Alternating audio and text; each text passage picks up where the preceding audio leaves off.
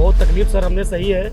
हम आपसे निवेदन करना चाहते हैं कि विकलांगों को दिव्यांग कह देने से, महिलाओं के बारे में बात कर देने से और दलितों के यहाँ खाना खाने से, अब पिछड़ों के लिए आयोग बना देने से उनको न्याय नहीं मिलेगा सर। एक दुर्गावती मैडम है, हम लोगों को बहुत मारी है। आज भी सर हाथ दर्द करता है, लेकिन क्या करें, हम बच्चे को लेके कहाँ छोड़ के यहाँ रोज आते हैं। इतनी चिल्लाती धूप में आते, लेकिन हम लोग कोई सुनने वाला नहीं है सर। 47 से 48 डिग्री टेम्परेचर में हम लोग यहाँ बैठ के संघर्ष कर रहे हैं। आज 70 दिन हो गया। आज तारीख है 2 जून और सोशल मीडिया पे ट्रेंड कर रहा है 2 जून की रोटी। 2 जून की रोटी की क्या अहमियत है और उसके लिए कितना संघर्ष करना पड़ता है, इसकी एक हम तस्वीर आपको दिखा रहे हैं। इस वक्त हम इको गार्डन में खड़े हुए हैं। 40 डिग्री तापमान है और सर पे कोई सिर्फ और सिर्फ आसमान है, ना ही तो कोई शेड है और ना ही किसी तरीके का सुकून है। मगर फिर भी इस तापमान में और 2 जून की रोटी के लिए यहाँ पे संघर्ष कर रहे हैं कुछ लोग। ये मात्र कुछ लोग नहीं हैं, बल्कि इनके पीछे एक परिवार है। किसी के पीछे बीमार माँ है, तो किसी के पीछे बीमार पति है, तो किसी के साथ उनके बच्चे का भविष्य जुड़ा हुआ है।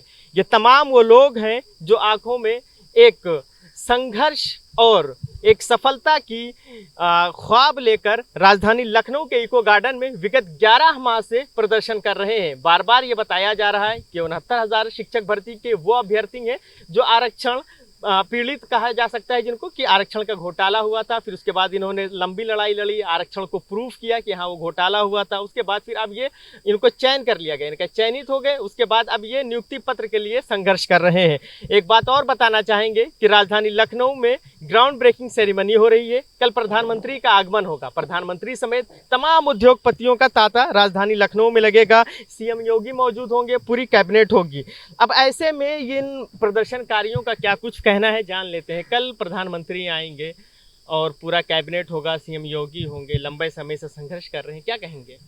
सर भाई तो मैं स्वागत करना चाहूँगा प्रधानमंत्री को कि हमारे राजधानी में आ रहे हैं। हम इसे युवाओं के लिए और बेरोज़गारों के लिए बहुत सम्मान की बात है कि वो प्रधानमंत्री जो बहुत बड़ी बड़ी बातें करते हैं, युवाओं की बात करते हैं, दिव्यांगों की बात करते हैं, महिलाओं की बात करते हैं, दलितों की बात करते हैं, पिछड़ों की बात करते हैं, अल्पसंख्यकों की बात करते हैं। ऐसा प्रधानमंत्री जिसने देश का गौरव बढ़ाया है, हम सब सम्मान करते हैं उनका और उम्मीद करते हैं कि जिस प्रकार से वो बातें करते हैं वो उस प्रकार से हमें न्याय भी मिलेगा।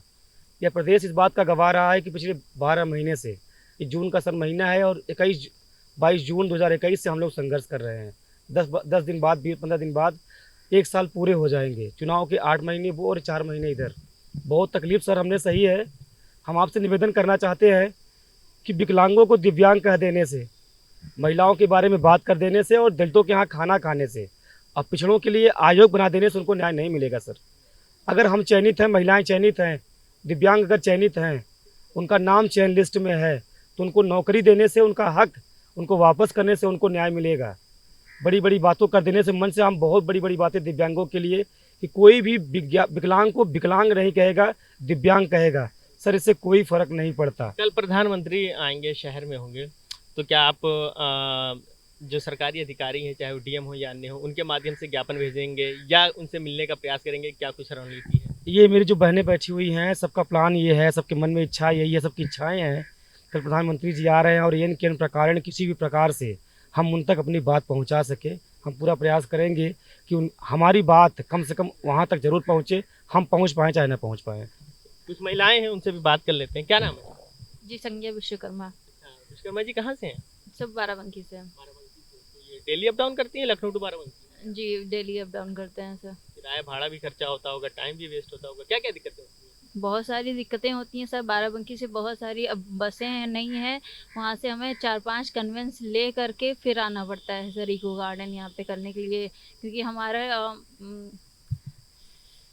हमारा जो अधिकार मारा गया है सर, हम उसको लेने के लिए पूरी तरीके से कटिबद्ध हैं। और हम योगी सर से यही कहना चाहेंगे कि हमारा अधिकार हमें दे दिया जाए सर। कल प्रधानमंत्री भी शहर में होंगे और आप लोग भी यहाँ तो धरना दे ही रहे हो, तो क्या मतलब ऐसी कोई उम्मीद है कि आप उनसे मिलोगे या मिलना चाहते हो? कैसे अपनी बात रखोगे?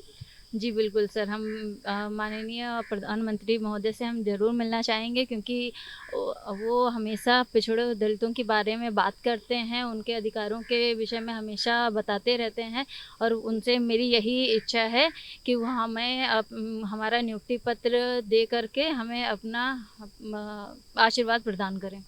प्रधानमंत्री से मिलने की इच्छुक हैं और महिलाएं हैं। कहाँ से हैं? सर हम बाराबंकी से हैं, रीता शेखर। सर हमारा ये बच्चा आपके साथ है? जी सर। हम छोटे बच्चे को गर्मी में लाती हैं, लू लगने का और चीजों का डर नहीं होता? क्या करें आप बताइए, हम बच्चे को लेके कहाँ छोड़ के यहाँ रोज आते हैं, इतनी चिल्लाती धूप में आते, लेकिन हम लोग की कोई सुनने वाला नहीं है सर। हम लोग बीजेपी कार्यालय गए, ऐसा कोई सर कोना नहीं बचा है लखनऊ का जहाँ ना गए हों, जिस अधिकारी से ना मिले हों, लेकिन ये अधिकारी हम लोग के साथ बहुत दुर्व्यवहार करते हैं। हम लोग को पिछड़े दलित के गाली देते हैं, कहते हैं आप लोग नौकरी करोगे। सर ये सभी लोग हम लोग को कोर्ट का हवाला देते हैं, लेकिन ऐसा कुछ कोर्ट में नहीं है। कोर्ट ने कहा है कि आपकी नियुक्ति जो है ये सरकार कर सकती है। मैं नहीं कहती किसी को कि ये निकालें, जो घोटाला हुआ है मैं नहीं कहती कि ये निकालें, लेकिन ये हमको नियुक्ति दे। सर हम ये मोदी जी हमारे यहाँ कल आ रहे हैं हमारे राजधानी, हम उनसे भी आग्रह करेंगे और कल जाएंगे उनसे मिलने। अगर हमको मिलने दिया जाता है तो, नहीं भी तब भी हम उन तक अपनी बात पहुंचाने का प्रयास पूरा करेंगे कि हमारी बात सुने। महिला सशक्तिकरण की बात करते हैं, बेटी पढ़ाओ बेटी बचाओ की बात करते हैं। हम सर किसी तरह से पढ़ तो लिए हैं, कर्जा पानी लेके मेरे माँ बाप ने पढ़ा तो दिया है, लेकिन हम लोग कैसे बचेंगे? यहाँ अगर कहीं बाहर निकल के जाते हैं सर तो हम लोग को जो है ये पुलिस वाली मारती है। अभी परिवर्तन चौक पे सर हम लोगों ने धरना दिया, एक दुर्गावती मैडम है, हम लोगों को बहुत मारी है। आज भी सर हाथ दर्द करता है, लेकिन क्या करें, अपने बच्चों को भी यहीं लेके आते हैं। हम कल जरूर जाएंगे मोदी जी से मिलने, अपनी बात रखने के लिए उनसे कि हमको नियुक्ति दे दी जाए, हम चले जाएं यहाँ से। हम इस घोषित जेल में अब नहीं रहना चाहते। हमारी जो सहन शक्ति अब समाप्त हो चुकी है। अब हम महिलाएं घर से किसी तरह निकलते हैं सर, रोज बच्चे को लेके अप डाउन करते हैं। इतना जो है आर्थिक और शारीरिक मानसिक सब तरह से पीड़ित हो चुके हैं। अब हमारा धैर्य संघर्ष से परेशान हो चुके हैं। जी सर बहुत परेशान हो चुके हैं। और भी कुछ लोग हैं, बात कर लेते हैं। हाँ, पीछे भी कुछ बैठे हुए हैं प्रदर्शनकारी, उनसे भी बात कर लेते हैं। थोड़ा सा जगह दीजिए। क्या नाम भैया? मेरा नाम मुकेश कुमार है, मैं बनारस ज़िले से हूँ। मैंने जब सुना कि जो है हमारे यहाँ लखनऊ में प्रधानमंत्री जी आ रहे हैं आज के दिन, तो मेरी भी उम्मीद जगी, क्योंकि मैंने उन्हें हमारे यहाँ से वोट दिया है और हमारे यहाँ से जीते भी हैं बनारस ज़िले से। और हालांकि मोदी जी ने हमारे बनारस ज़िले में बहुत काम किए हैं और हमारे यहाँ से प्रधानमंत्री भी चुने गए हैं, तो मुझे विश्वास हुआ कि मैं जाऊँ लखनऊ में, अपनी पीड़ा 800 में जो चयनित हैं सभी भाई बहनों के लिए मैं अपनी पीड़ा उनकी तरफ पहुँचा सकूँ। मुझे विश्वास है कि हम लोग जाएंगे और मोदी जी से बात रखेंगे अपनी। रोजगार के लिए निवेदन करेंगे। हाँ, रोजगार के लिए निवेदन करेंगे। लेकिन हम क्या बताएं, हम लोगों की स्थिति दलित पिछड़ों जैसी है। लंबे समय से संघर्ष कर रहे हैं आप, मतलब क्योंकि कई साल से ये देख रहे हैं यहाँ पे धरना चल रहा है, मांगे पूरी हो नहीं रही हैं। दिक्कतें क्या क्या फेस करनी पड़ती हैं? दिक्कतें ही फेस करनी पड़ रही है। यहाँ 47 से 48 डिग्री टेम्परेचर में हम लोग यहाँ बैठ के संघर्ष कर रहे हैं। आज 70 दिन हो गया, लेकिन हमारा कोई भी अधिकारी न कोई मंत्री हमारे वर्ग से जो भी है अभी कोई सुध नहीं लिया कि बच्चे हमारे समाज से आते हैं, दलित पिछड़े हैं, हम इनको न्याय दे सकें। तो मैंने यही बनारस से मैं चल कर आया हूँ कि मैं अपनी बात मोदी जी तक पहुँचा सकूँ। रोजगार न मिलने से आर्थिक स्थिति भी कहीं ना कहीं जाहिर सी बात है खराब तो होगी। रोजगार न मिलने से आर्थिक स्थिति, हम लोगों की घर की दयनीय स्थिति बहुत ज़्यादा हो चुकी है। हमारे माता पिता जी का तबीयत बहुत ज़्यादा ख़राब रहता है। इसी टेंशन में मैं क्या बताऊं। मैं माननीय प्रधानमंत्री जी से निवेदन करना चाहता हूं, प्लीज़ मेरी पीड़ा को समझें और जल्द से जल्द योगी जी से कहकर मुझे न्याय दिलवाएं। धन्यवाद। तो ये वो तमाम अभ्यर्थी हैं जो लंबे समय से संघर्ष कर रहे हैं। एक ख़ास बात यह है कि जब इन किसी भी अभ्यर्थी से आप बात करिए तो उनका खुद ब खुद गला भर जाता है, उनकी आंखों में आंसू आ जाते हैं।